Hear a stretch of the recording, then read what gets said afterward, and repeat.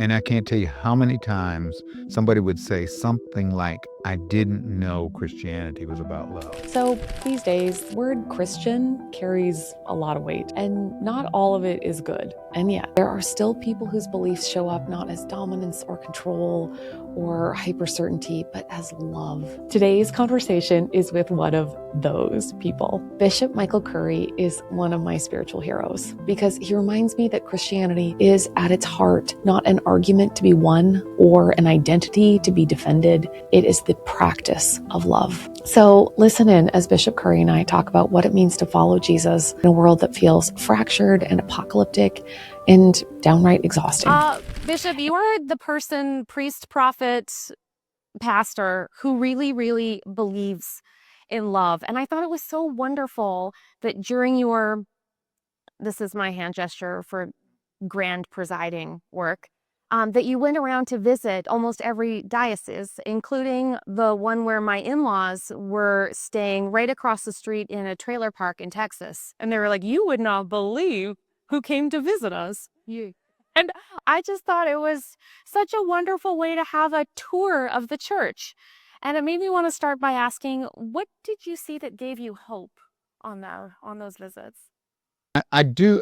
This is, they're institutional, organized ways, but I've seen, just traveling around the church, just normal church folk who really are striving to follow Jesus for real, do extraordinary things. I mean, incredible things. And I've seen that both here and in various places around the world.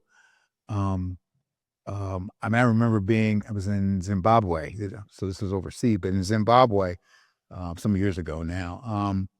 And we were in a village, that had the famine had come through, and they hadn't had famines there for a while. And there are a lot of reasons for that, but they hadn't had them.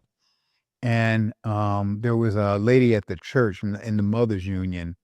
They were providing food and that kind of thing, a lot of bread, for folk. And she was one of the people herself who was without. And I've seen folk like that, some folk in Colorado, and I can't remember the name of Lead Mine, Colorado.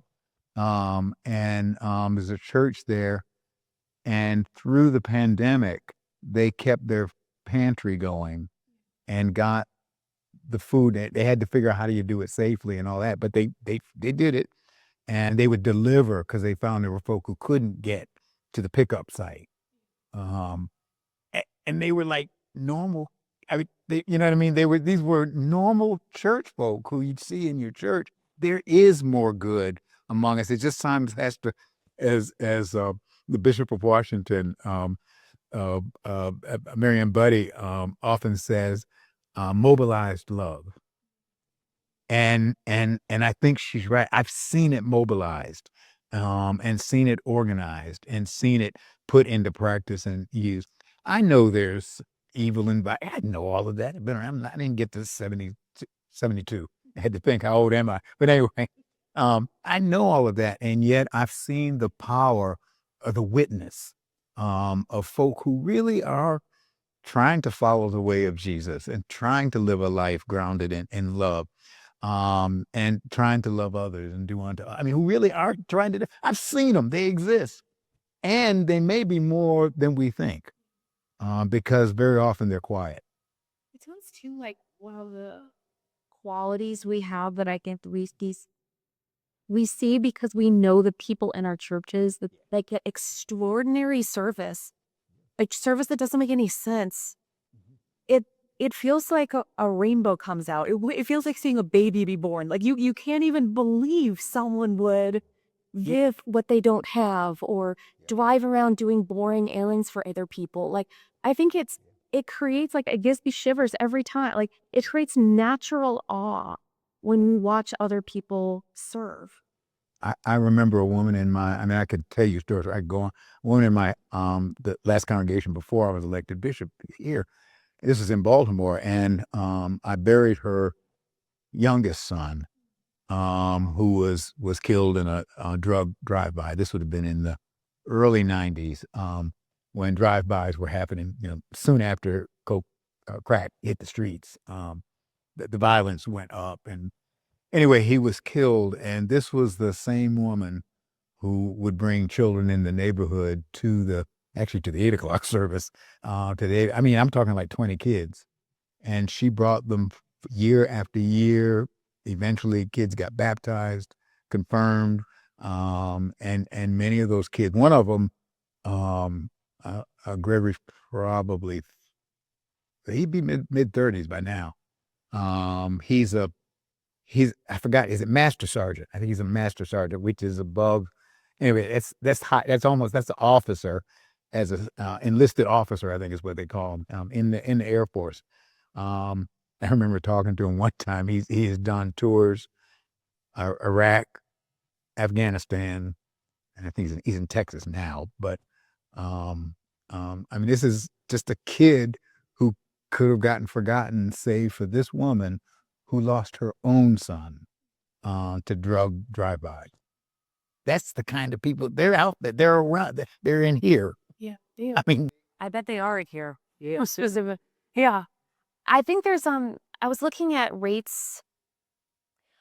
One of the things that just continues to create awe in me is the amount of extra hours that faithful people put into other people. It's just like it is wild. And I decided to look up the rates of volunteerism. Like, do they go up and down? And it turns out that about a quarter of Americans volunteer regularly. But the reason why it's been very difficult for institutions recently is because the kind of volunteer that they typically get is changing. So when you said that you saw so many older people, one of the amazing things about older people is that they're much more consistent, faithfully volunteering in other institutions without asking for that. The little like subtext is that the younger people were hoping that in volunteering that they could have an experience of purpose and meaning, and the older people are like, I'll just show up, it's Tuesday and it's Tuesday. I said I would be on. I'll never forget my wonderful church lady in my life, Adeline. It was her husband Hugo passed away, and we were all there at the service. And then the next day, there she was at the organ, and we were like, Adeline, and she's like, oh, I was on the rotation.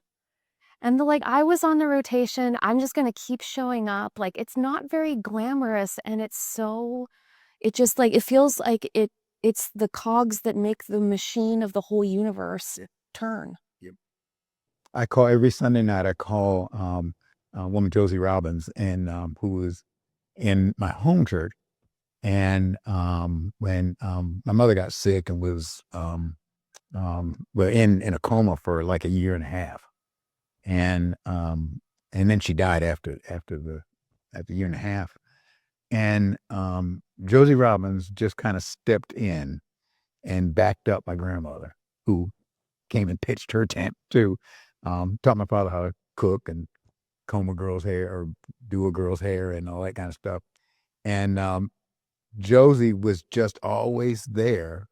I mean, just always there. And we did a film, a short documentary while I was still presiding bishop. And the crew, we went to Josie's house. She's 90 now, but we went to her house, and they kept trying to get her. Well, why did you help out with these kids? They weren't your kids. They weren't your kinfolk or anything like that. She said, well, they were children and they needed somebody. And but he kept trying to get a better, more of a motive. She said, no, that's what you're supposed to do. And she just said it couldn't get any more out of her. Just the sense of God-given, I was put on this earth to do all the good I can.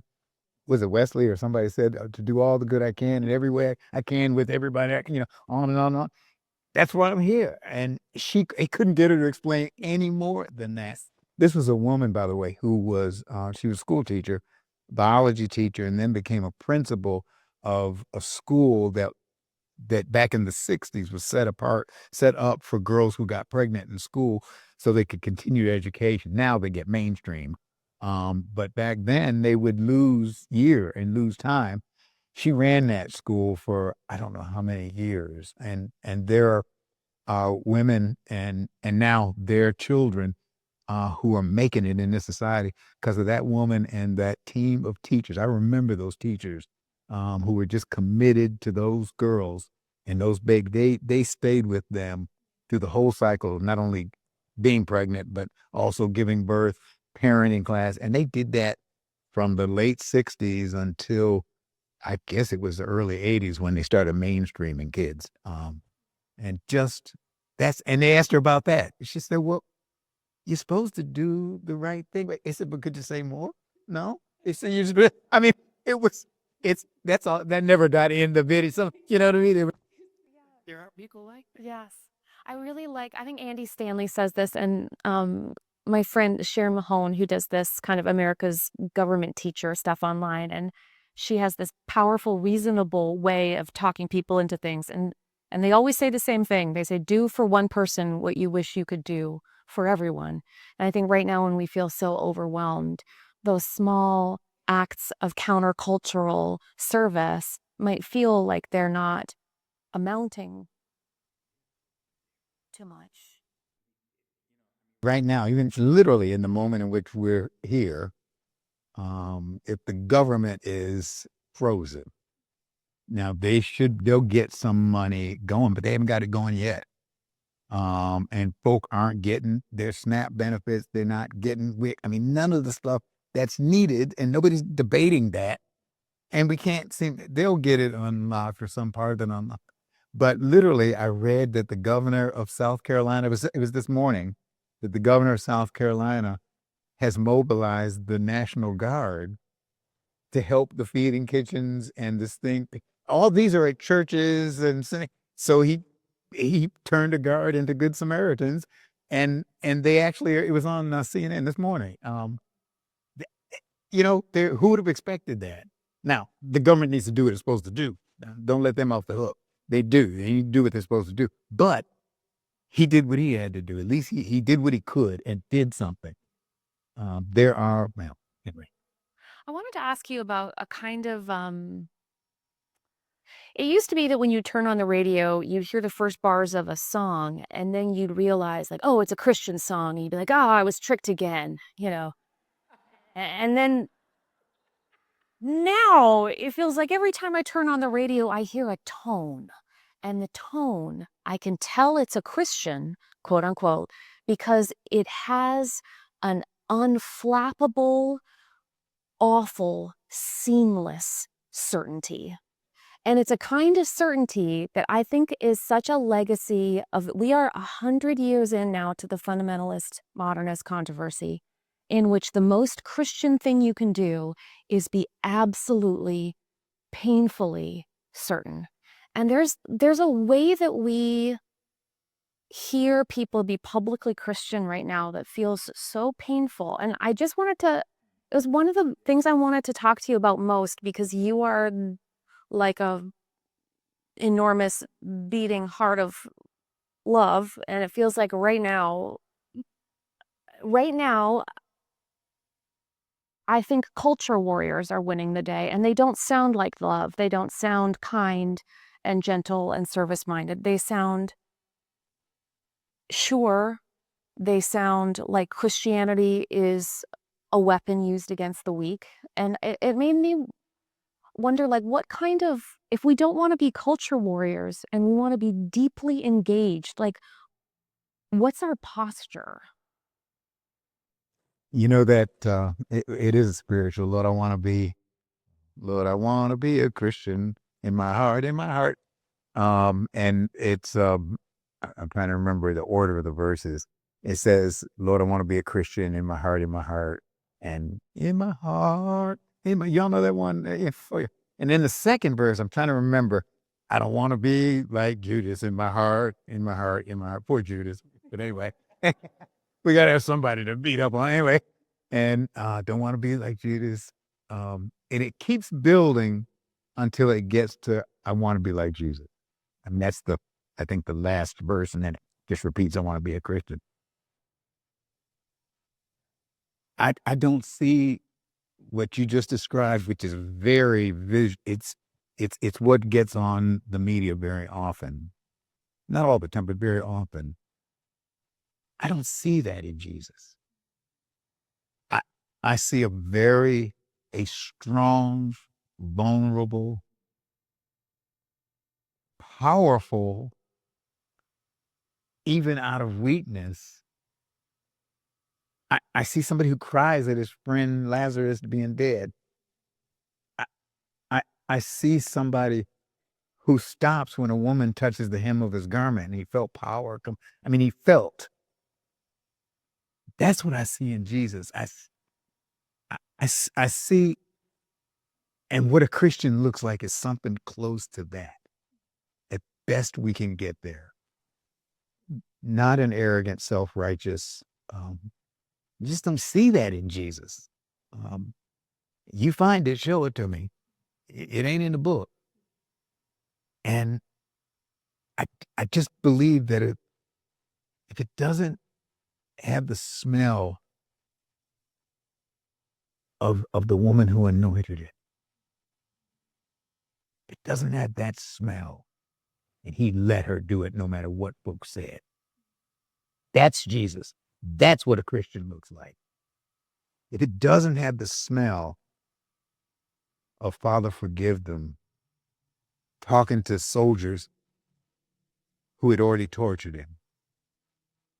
If it doesn't have the smell, he didn't ask for a sermon, but if it doesn't smell like Jesus, I don't care how religious and saint, I don't care how many Bible passages are quoted. I don't care if it doesn't look or smell something like that Jesus that we find in the scriptures and that we know.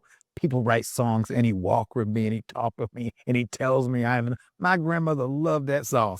And she would sing it. In fact, my father said, will you quit singing that song? The Lord doesn't want to hear it anymore. Will you just stop? It's like, that, if it doesn't have the smell of somebody who evokes that depth of love, then God bless them. It's not Christian. And it's just got to, Lord, I do want to be like Jesus most of the time. To be honest, there's sometimes no need in lying. I don't walk on water. I find that since we became a therapeutic culture, starting in the 1970s onward, we got better at talking about our spirituality in our emotion, as we got better at describing our mental health, our spirituality as an expression of like some of the more tender qualities of our hearts and our minds. But I just find that right now, a therapeutic Christianity, for all of its benefits, is not really equipped for this particular moment in which really, for the last 15 years, historic denominations have largely been trying to address questions of belonging and inclusion. And then we had the pandemic. And so we've had all kinds of internally consumed energy in which we were trying to figure ourselves out. And then while we were doing that, this onslaught of authoritarianism has brought all kinds of things right to our doorstep. And I just think we're in a weird moment right now where I think we feel tired. We've come through a lot of our own internal battles. We want to be publicly engaged. But we're also maybe ecclesiastically more weakened from the last couple decades. And yet we are, frankly, like quite well subsidized. So we have the authority and the ability, and I think, frankly, the resources to be able to feel like we are equipped to step into the public arena. But I wonder, to be honest, when I travel around, I don't think most people I know what the church says about what we think about immigration and what we think about democracy. And because we don't speak in a consolidated way right now, I worry that, frankly, people don't know what our commitments are. This was after, I forgot what year the wedding, I forgot what year it was, but whatever. it didn't shock me, and wasn't surprised. Well, I guess I was, because I hadn't expected it. With how many people, the sermon that I preached there was about love. It wasn't just about Valentine's Day, but it was about the love of Jesus. I mean, it was, and I can't tell you how many people came up to me and it was over a period of almost 2 years, when I'd be on an airplane or I'd end up in a conversation with someone. And I can't tell you how many times somebody would say something like, I didn't know Christianity was about love. Some of that is the media face of Christianity, what you were talking about before. I think some of that is that. This was certainly before January 6th, January 6th, so that doesn't account for it as much. But clearly there's a perception of Christian folk, of Christianity. Interestingly enough, this is a side note, but a couple of years ago, we were able to get a gift to do a survey by the Ipsos folk, and we jokingly called it the Jesus survey. But what it really was, trying to get them to isolate in the American population perceptions of Jesus and perceptions of Christianity and Christian, and and they did it. And one of the things they found was, and I don't remember the exact percentage, but it was something like 49% of people thought, when they heard the word Christian or church, either one of those, that it lent toward a racism. I mean, there's a whole slew of negatives. I've forgotten all of them now, but a whole slew of negatives.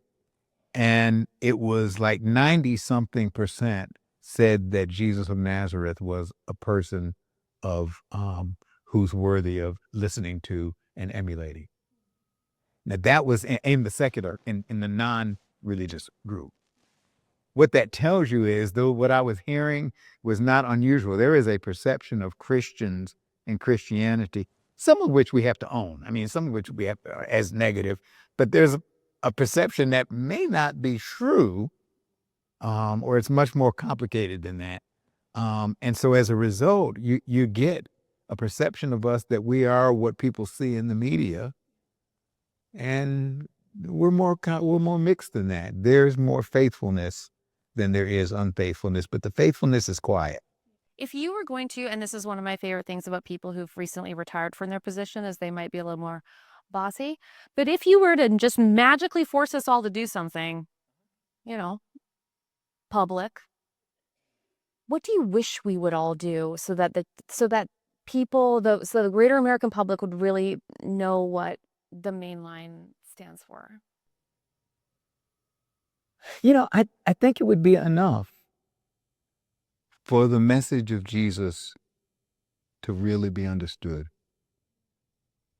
That's the message, and that's the challenge and opportunity. Now, do with it what you will, but clarity about what that is. And I do think more people, everybody's not going to follow him, but more people might see what goodness looks like. Yeah. And say, I may not follow him as a Christian, but I'm going to learn from him and do like him. And you know what? That's good enough. I'll take that. I'll take that over what we get a lot. You know what I mean? Really. And my guess is there will be some Christians going to come out of that. I think just something that simple, to be honest. Yeah. Now, I like, I was just in Sweden last week, and to be honest, I was kind of blown away by the Church of Sweden. I thought they were kind of fantastic. really? Historic church. They stopped being the official church of Sweden about 7 or 8 years ago. They thought, great, we have a wonderful opportunity to be arbiters in public trust. Yeah. And apparently about 10 years ago, there started to be an uptick in people's belief that their local pastor was trustworthy. And it was just slowly, they just started going to their pastor for more things. And then what's beautiful about it is 10 years ago, they baptized about 5,000 adults a year. And now that number is 15,000 and 20,000. And it's just that kind of slow, trusted, don't worry, I'm here to help you talk about it. Yeah. I promise that you can walk this path together. Just reasonable faithfulness. It matters.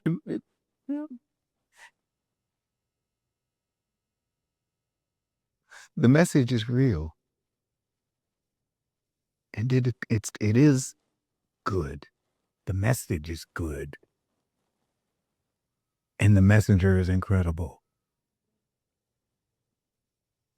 And I don't even know why I get surprised at that, but I do.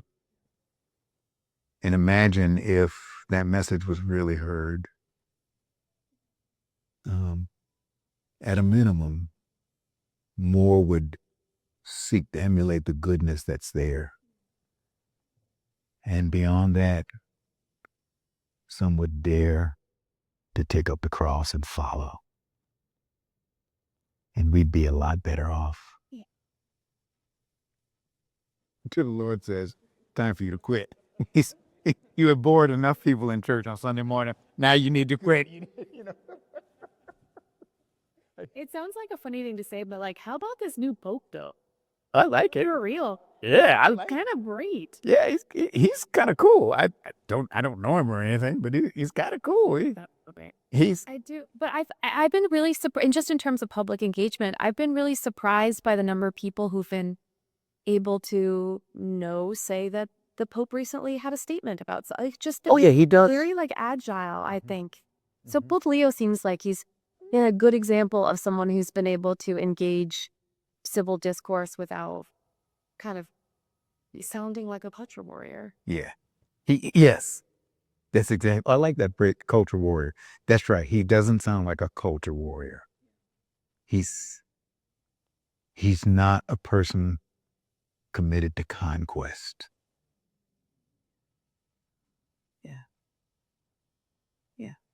Culture war. You just thank you for that. Well, it was something I got from a book I read about 20 years ago by an anthropologist named Susan Harding. She wrote a book called the Book of Jerry Falwell, and she was a really lovely ethnographer. And she spent a lot less time on content and a lot more on tone. She was like, what does it sound like what does fundamentalism sound like? What does a particular kind of media presence of Christianity sound like? And I never forgot that for her, it sounded like the will to dominate. Because it's certainly how it feels. Like when it sort of feels like it's getting into all the cracks of you and you're not sure how to protect yourself from something that feels like it's not for you. No. This is terrible. It's not really related, but I remember, I can't remember who the preacher was, but I remember he would heal people and do healings on TV. And I'm going back when I was a kid, but do healings on TV. And my grandma would watch him. I can't remember his name, but he would lay hands on them and then folk would go out. And my sister and I, when grandma went to the bathroom or something like that, we would turn the volume off. So all you could see was this guy. It looked like he was beating up people. And yeah, so we used to enjoy that. But anyway, it was... Grandma came back in and said,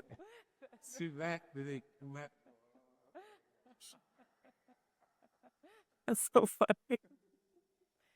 Oh man. Like the only time I've ever been to Israel is with Benny Hinn, the televangelist, who used to hit people with his, it was, you just gotta leave a little room for the Spirit.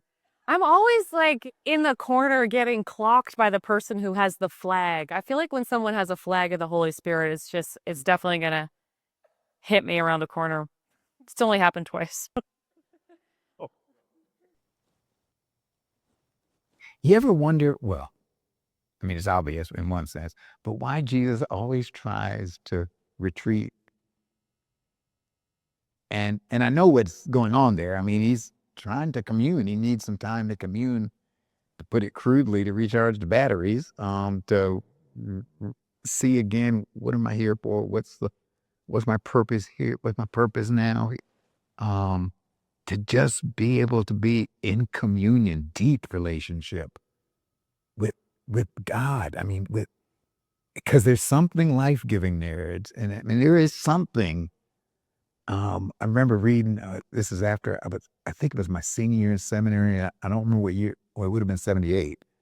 And Krista Stendahl, who was then teaching at the Harvard Divinity School, he was a New Testament person, and he was teaching, and he published this book. It was titled The Energy of God. And he was working off of, that was just a couple years after the energy crisis.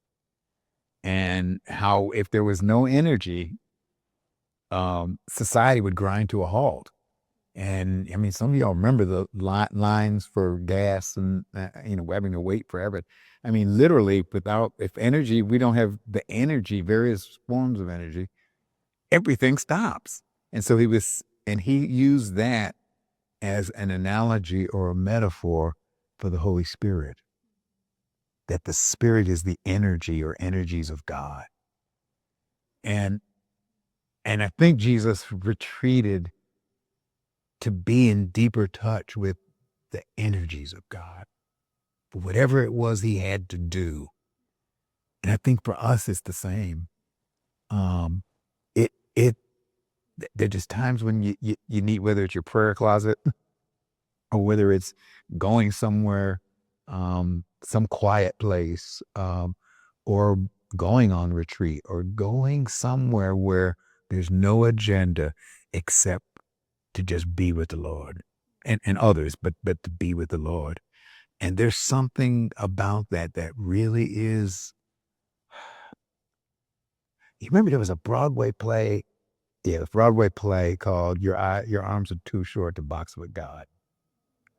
Remember that? I mean, I think that was in the 70s or 80s. What that was about was arms are too short to box with God, in the sense, trying to pull away and doing it our way. Because our way unaided, uninformed, it doesn't have the strength, doesn't have the staying power. We just don't. So I've been working on this project about joy for a couple years, and it took me forever to try to pull apart the pieces of, like, why is joy not the same as happiness? If happiness is sort of climbing a ladder of good feelings, and congratulations, you can hit a nice top rung, Christian joy is not like that at all, and it can happen anywhere. How do you think about, how would you explain Christian joy and what makes it different than, like, happiness? It's not occasioned by happenstance. It's not occasioned by what happens to you from outside. It's a deep response of, I'm not sure if gratitude's the right word, a deep response. I think of kind of just trust. It's almost like, remember when you hold a baby and they're fussing, they're doing what they do, and all of a sudden they just kind of stop fussing and just kind of, sometimes they coo or they go to sleep. But I mean, it's like they trust you. Well, an animal will do that. If you get an animal that's been mistreated, and when they finally get to a point of trust, they'll come and sit maybe near you, or they'll come nearer, and if you give them the treat, whatever it is they'll come a little closer. I think it's like that. It's like, I can trust. And if I can trust, that is almost the deepest. It's like, if I can trust, then I'm loved. And I'm experiencing the deepest, I think the deepest thing that a human being can experience. Joy comes out of that. That's deeper than happiness. Happiness is if I hit the lottery. I mean, joy. I got that joy, joy, joy, joy. Where? Down in my heart. The song gets it. It's a deep. It's coming from that place of contentment, which is probably related to a trust. Father, into thy hands I commend my spirit. The best explanation I've ever heard for that little still moment of grace. We experience that little like, because nothing would, it's the, and then the flood of joy comes in, but the just settling into that grace. That's so beautiful to hear you describe it. Thank you so much for always making the truth more real. It's It's such a good reminder that there's so much more good among us than we are trained to see or we read in the headlines. Not loud good, not flashy good, but like steady, faithful good. The kind of people who just keep showing up simply because they said they would. Like my friend Roger. You've heard me talk about my friend Roger before, but he and I went to the same church, and he was also the librarian at Duke University. He was also in my historical division. So I saw him in all kinds of different settings, and he was quiet and kind and deeply competent and like the kind of person who would never draw attention to himself. And he was just sort of in the background until I got very sick and I had a very inconvenient set of problems. I had to take a weekly flight to Atlanta for a clinical trial. And that meant that I had an ungodly flight. I had to be at the airport, I think it was at like 4 something. So I'm getting picked up at like 3:20. Who wants to be up then? I'm like too tired to drive. So when I was sick, there he was, Roger, at the crack of dawn. He volunteered to drive me to the airport. No drama, no speeches, just someone who showed up, honk honk, in front of my side door over and over again, even though it was completely inconvenient to him. Roger was love with a parking brake, and he died a couple years ago. But his faithfulness, those small, ordinary acts of care that like carried me, have left a permanent imprint on my life. So it made me want to ask you, who has been a Roger in your life? Someone who showed up just because they were asked, or because they noticed a need, or because it was Wednesday, or because they said they would. Love, as it turns out, is often mobilized one small act at a time. So I'd love to hear about your Rogers. Or maybe you are one and like, dude, feel free to boast. Rogers never boast, so now's your time. But come on over to Substack and tell me your story. I'm at katebowler.substack.com. I swear to you, it's like the nicest place on the internet. I'm completely certain of that. And while you're there, just make sure you're subscribed because I'm going to be posting a daily reflection throughout Lent, and it's just totally free. And as always, thank you so much for listening. Thanks for being the kind of people who are the ordinary, persistent ones who do the deeply boring acts, totally necessary acts of loving others. The world is so much better because you're in it. A big thank you to all the people that made this event and conversation possible. Jessica Ritchie, Harriet Putman, Keith Weston, Catherine Smith, Megan Crunkleton, Anne Herring, Haley Durrett, Elias Aneo, Anna Fitzgerald Peterson, and Bert's Media Services. This is Everything Happens with me, Kate Bowler.